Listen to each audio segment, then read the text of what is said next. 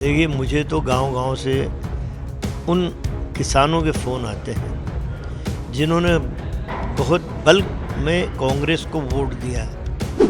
यदि नरेंद्र मोदी और भारतीय जनता पार्टी ने ईवीएम मशीन का सहारा नहीं लिया, ईमानदारी के चुनाव कराए, तो हम 29 में से कम 15 सीट जीते लोकसभा की, इतना मैं बोल सकता हूँ। और निडरता के साथ हाईकमान यदि निर्णय लेंगे तो भारत के अंदर तमाम राज्यों में हम सार्थक परिणाम लाने का माद्दा रखते हैं। आरएसएस के एजेंडे को तो लागू करने 5 साल पड़े हैं आपके पास, लेकिन जनहित के लिए कोई 1-2 बड़े निर्णय होते तो हम लोग और धन्यवाद देते। मध्य प्रदेश में कांग्रेस ने बड़े बदलाव किए हैं और नए युवा चेहरे जो हैं उनको मौका दिया है। मध्य प्रदेश के अगर प्रदेश अध्यक्ष, कांग्रेस प्रदेश अध्यक्ष की बात करते हैं, जीतू पटवारी जी को उसमें मौका दिया है। नेता प्रतिपक्ष में उमंग सिंगार, हेमंत कटारे जो हैं सर नेता प्रतिपक्ष हैं। तो अब ऐसे में ये नए चेहरे किस तरीके से लोकसभा चुनाव में प्रभाव डालने वाले हैं? हमारे साथ में कांग्रेस के सीनियर लीडर हैं और लगातार उनकी सक्रियता जो है अब ना केवल अपने क्षेत्र में बल्कि पूरे प्रदेश में देखने को मिलती है। सज्जन सिंह वर्मा हमारे साथ में है। मतलब अगर मैं बात करूं तो ये जिस तरीके का निर्णय लिया गया है, सबसे पहले बताओ, और आप सीनियर लीडर इस निर्णय को कैसे देखते हैं? मैं सुखद अनुभूति अनुभव करता हूं। जिस बात की प्रतीक्षा मध्य प्रदेश कांग्रेस का छोटे से छोटा कार्यकर्ता प्रतीक्षा कर रहा था कि एक बड़ा बदलाव मध्य प्रदेश की राजनीति में, नए चेहरों की आवश्यकता है, सेकंड लाइन के लोगों को प्रथम पंक्ति में लाने की, वो बहुत लंबी प्रतीक्षा के बाद वो निर्णय कल हमारी कांग्रेस पार्टी के हाईकमान ने लिया है। यदि इस तरह के निर्णय जल्दी लिए जाएं तो सार्थक परिणाम निकल सकते हैं, मैं सोचता हूं। और मुझे सुखद अनुभूति है कि जीतू पटवारी, उमंग सिंगार और हेमंत कटारे ये स्फूर्ति भरे चेहरे हैं। हम ये विश्वास से मैं कह सकता हूं कि 2024 के लोकसभा के चुनाव में यदि नरेंद्र मोदी और भारतीय जनता पार्टी ने ईवीएम मशीन का सहारा नहीं लिया, ईमानदारी के चुनाव कराए, तो हम 29 में से कम 15 सीट जीते लोकसभा की, इतना मैं बोल सकता हूँ। आपको क्या लगता है, आप भी लगातार लंबे समय से हाईकमान से मांग करते रहे हैं कि परिवर्तन होना चाहिए, कब से आप ये मांग कर रहे हैं और आपको क्या लगता है कि वो निर्णय लेने में उस तरीके का करंट या उस तरीके की तेज़ी देखने को नहीं मिलती? देखिए, मैं तो बहुत लंबे समय से हमेशा अपनी बात कांग्रेस हाईकमान तक पहुंचाता रहा हूं कि सेकंड लाइन को हम कमज़ोर क्यों कर रहे हैं, सेकंड लाइन के हाथों को कुछ काम हम क्यों नहीं दे रहे हैं, सेकंड लाइन को आगे लाना। और देखिए, जो दल सेकंड लाइन को मजबूती दे के आगे लाता है वो दल लंबे समय तक सर्वाइव करते हैं। आप देखिए, छत्तीसगढ़, राजस्थान, मध्य प्रदेश में भारतीय जनता पार्टी ने एक झटके में ऐसे चेहरों को ला के बैठा दिया जिन मुख्यमंत्री के रूप में जिनकी कल्पना नहीं कर सकते थे। तो निर्णय क्षमता हाईकमान की कांग्रेस के बहुत मजबूत होना चाहिए और निडरता के साथ हाईकमान यदि निर्णय लेंगे तो भारत के अंदर तमाम राज्यों में हम सार्थक परिणाम लाने का माद्दा रखते हैं। बीजेपी ने राजस्थान, मध्य प्रदेश, छत्तीसगढ़ को लेकर जो निर्णय लिए हैं, उनको निर्णय को आप कैसा मानते हैं? क्योंकि वो सभी के लिए चौंकाने वाले निर्णय थे। कांग्रेस इसको किस दृष्टिकोण से देखती है? देखिए, दूरगामी परिणाम यदि हम सोचते हैं कि दूरदृष्टि से हम जो चीज़ देख रहे हैं वो निकट आ जाए, तो इस तरह के निर्णय लेना ही चाहिए। एक लंबे समय तक राजनीति के पिच पे बीजेपी का मुख्यमंत्री बैटिंग करता रहे, इसलिए उन्होंने इस तरह के निर्णय लिए। उन चेहरों को बिल्कुल बहुत मैं कहूँ कि बड़ी उम्र दराज लोगों को हटा के उन्होंने नए एक ही बार प्रथम बारी विधायक बना व्यक्ति राजस्थान का, उसे बना दिया।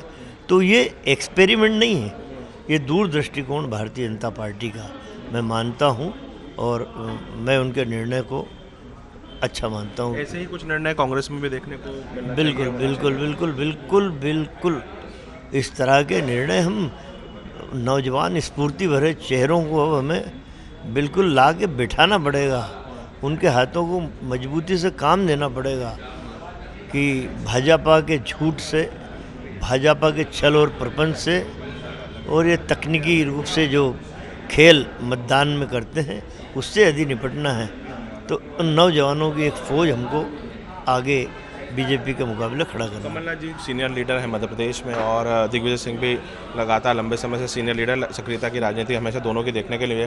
कमलनाथ जी भी खुद कह चुके हैं कि मध्य प्रदेश छोड़ के जाएंगे नहीं, दिल्ली की राजनीति करेंगे नहीं। तो अभी फिलहाल दोनों की भूमिका क्या रहेगी और आपको क्या लगता है कि इन्हें दिल्ली में कोई जगह मिलना चाहिए, वहाँ से इनको चुनाव हैंडल करना चाहिए ताकि अब युवाओं को एक मजबूती मिले, उनके मार्गदर्शन मंडल में काम करना चाहिए? देखिए, जहाँ तक कमलनाथ जी की बात है और दिग्विजय सिंह जी की बात है, तो दोनों, कमलनाथ जी मध्य प्रदेश से विधायक हैं और दिग्विजय सिंह जी मध्य प्रदेश के विधायकों से ही चुने गए हैं राज्यसभा में। तो मध्य प्रदेश छोड़ के जाने की बात तो यूं भी बेमानी लगती है, कैसे छोड़ सकते हो। बात दिल्ली की है, क्योंकि सीनियरिटी इतनी हो गई है और दिल्ली में भी इतने कई पद खाली हैं कांग्रेस में। इन लोगों को वहाँ पे कुछ ऐसा काम इनके हाथों को दिया जाए कि इनके अनुभव का लाभ पूरी कांग्रेस पार्टी को, पूरे भारत भर की पार्टी को मिल सके। मध्य प्रदेश के जो तीनों हमारे नौजवान, जीतू पटवारी, उमंग सिंगार और हेमंत कटारे बने, मैं दिग्विजय सिंह और कमलनाथ जी से हम लोग तो यही चाहेंगे कि पवित्र मन से इनको अपना आशीर्वाद दें और इनको मजबूत करने के लिए तन मन धन हर दृष्टिकोण से मदद करें, तो हमारा जो लक्ष्य है हम उसे प्राप्त कर पाएंगे। क्या ईवीएम से जो चुनाव अगले होने वाले लोकसभा से कांग्रेस ईवीएम से चुनाव का बहिष्कार कर रही सीधे तौर पर? देखिए, मुझे तो गांव-गांव से उन किसानों के फ़ोन आते हैं जिन्होंने बहुत बल्क में कांग्रेस को वोट दिया है और जब ईवीएम मशीन का रिजल्ट आया तो कांग्रेस उन गांव से बुरी तरीके से हारी है। गांव का गांव मंदिर पे हाथ रख के कसम खा रहा है कि हमने कांग्रेस को वोट दिया, हमारा वोट कहाँ गया। उनका यही कहना है गांव के छोटे से छोटे मजदूर का, किसान का, कि भैया ईवीएम मशीन से चुनाव हो तो ना आप लड़ना, ना कांग्रेस, ना अन्य विपक्ष, उन सब से हाथ जोड़ लो कि एक बार पूरे देश में इस तरह के चुनाव का बहिष्कार हो, ताकि दुनिया भी देखे कि जिस देश ने ईवीएम मशीन बनाई है वो खुद बैलेट पेपर से चुनाव करा रहा है। विकसित राष्ट्र America, France, Germany, England, Japan, सारे लोग बैलेट से चुनाव करा रहे हैं। तो यहाँ मोदी जी क्यों तानाशाही तरीके से ईवीएम मशीन से चुनाव करा रहे हैं? ये देश और दुनिया को एक बार दिखा दो, ये कहना है लोगों को। अभी क्या लगता है आपको, जिस तरीके से अब राम मंदिर का शुभारंभ होने वाला है और 22 जनवरी को उसके भव्य प्राण प्रतिष्ठा और मंदिर तैयार हो चुका है, लगभग सारे काम पूरे गए, क्या देखते हैं आप? अभी फ़िलहाल राम मंदिर को भी एक बड़े इवेंट के तौर पर प्रेजेंट किया जा रहा है और मंदिर की भव्य स्थापना है, पूरे देश भर में उसका एक जश्न मनेगा और सनातन धर्म के लिए एक बड़ी बात है। देखिए, पूरा देश सुप्रीम कोर्ट के उन 5 न्यायाधीशों को, जजों को धन्यवाद दे रहा है कि आपने इतना विद्वतापूर्ण फैसला दिया था बाबरी मस्जिद और राम मंदिर के संबंध में कि देश में आशंका थी कि बड़ा दंगा होगा, सुई तक नहीं गिरी। तो उन 5 महान जजों को पूरा देश नतमस्तक है उनके आगे। पूरी देश प्रतीक्षा कर रहा है कि 22 जनवरी को भगवान श्री राम के दर्शन विधिवत होना चालू हो, मंदिर का उद्घाटन। लेकिन मेरा एक अनुरोध, जो मुझ तक लोगों की बात आई है, कि सनातन धर्म के पहरेदार बोल लो, सनातन धर्म के झंडे को हाथ में ऊंचा उठा के अगुवाई करने का काम बोल दो। ये हमारे देश में शंकराचार्य जी हैं, 4-5 शंकराचार्य हैं, सनातन धर्म के पहरेदार हैं। लोगों का कहना है कि एक भी शंकराचार्य जी को इसमें मंदिर के उद्घाटन में, श्री राम जी के मंदिर उद्घाटन में एक भी शंकराचार्य जी को नहीं बुलाया गया। तो मोदी जी से सब लोगों ने कहा कि बोलना चाहिए कि आपके हाथ भी पवित्र हैं, लेकिन हमसे ज़्यादा पवित्र हाथ उन शंकराचार्य जी के हैं। उनके हाथों से भी यदि उद्घाटन हो तो लोगों को ठीक लगे। अभी मध्य प्रदेश के नए मुख्यमंत्री बने डॉक्टर मोहन यादव और मध्य प्रदेश में मुख्यमंत्री बनने के तुरंत बाद उन्होंने पहला जो फैसला लिया है कि लाउड स्पीकर पर जो है प्रतिबंध लगाना चाहिए, खुले में मास्क को लेकर उन्होंने प्रतिबंध लगाने वाली बात की है और इसी प्रकार के वो निर्णय अभी हमें आगे देखने को मिल रहे हैं। क्या कांग्रेस इसको किस दृष्टिकोण से देखती है? और देखिए, मोहन यादव का मुख्यमंत्री बनना ही हम लोगों को भी ठीक लगा। भले हम कांग्रेस के हैं, पर हमारे बीच का एक साथी, मैं तो उज्जैन का प्रभारी मंत्री रहा हूँ, उस समय मोहन भाई हम लोगों के पास आके बैठते थे, उनके कामों को मैं अंजाम देता था बिना किसी भेदभाव के।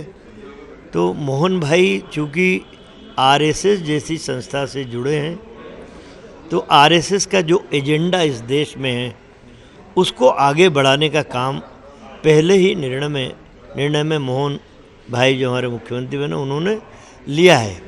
मेरा दूसरा कहना है कि ये निर्णय तो सुप्रीम कोर्ट पहले ही दे चुकी थी लाउड स्पीकर के संदर्भ में कि इतने डेसिमल का आवाज़ का आप बजा सकते हैं।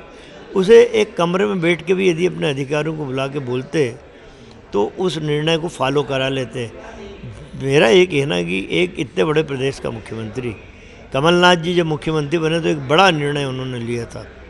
सबसे पहले लगभग 47 लाख किसानों की कर्ज माफ़ी की फाइल पे साइन की थी। 27 लाख किसानों को कर्जा 1.25 साल में माफ़ भी किया।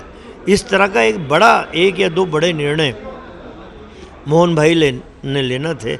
आरएसएस के एजेंडे को तो लागू करने 5 साल पड़े हैं आपके पास, लेकिन जनहित के लिए कोई एक दो बड़े निर्णय होते तो हम लोग और धन्यवाद देते हैं। बस मेरा आखिरी सवाल है आपसे कि जिस तरीके से मध्य प्रदेश में हम बात करें तो कांग्रेस के सीनियर लीडर कमलनाथ जी हैं, दिग्विजय सिंह जी हैं, बीजेपी अगर मैं बात कर लूँ तो बीजेपी के बड़े सांसद, केंद्रीय मंत्री चुनाव लड़े, विधायक बन के उनकी सीट खाली हो गई। अब इनकी क्या भूमिका है बतौर एक सीनियर लीडर आप देखते हैं?